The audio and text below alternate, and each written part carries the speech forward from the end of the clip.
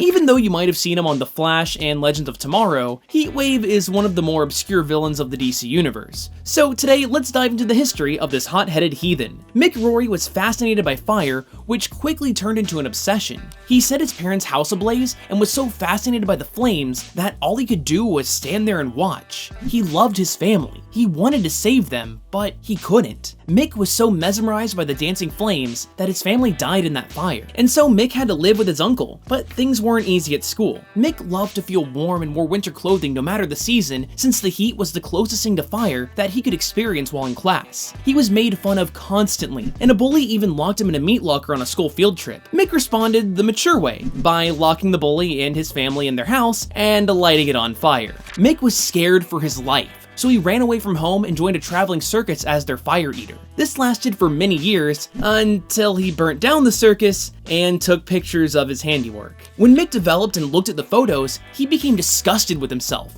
and tore them to shreds. He fell into a spiral of depression and wanted to reinvent himself. It's then that he looked up at the TV screen and saw a broadcast of a superpowered robbery in Central City, and something finally clicked. After designing himself a fireproof costume and inventing a compact flamethrower, Mick made his debut as the criminal Heatwave, and started hanging out with other villains that made up the supervillain team that he later joined, the Rogues. Heatwave got along with everyone but their leader, Captain Cold. The two of them became bitter rivals, constantly clashing with each other. Kind of like fire and ice, am I right? Okay, bad joke. So, yeah. Like most old villains, Heatwave didn't pull off many crimes of note, but in one instance, he captured the Flash and unmasked him as Barry Allen, but didn't tell anyone. This worked to Mick's advantage when he decides to become a good guy, and he even becomes friends with Barry for a while. But around the time that Barry seemingly died in Crisis on Infinite Earths, Mick went right back on to being a bad guy. This was just in time for Heatwave to die himself in Underworld Unleashed, when he sold his soul to the demon Neron. But hey, he came back to life a short while later when Wally West got his soul back, and Heatwave became a good guy. Again, when he decided to train with some monks that were never mentioned again. This path of heroism led to Heatwave working for Project Cadmus, and even for the FBI. However, it turns out that Mick and some of the other rogues only tried so hard to become good guys due to psychic manipulation from another Flash villain named the Top.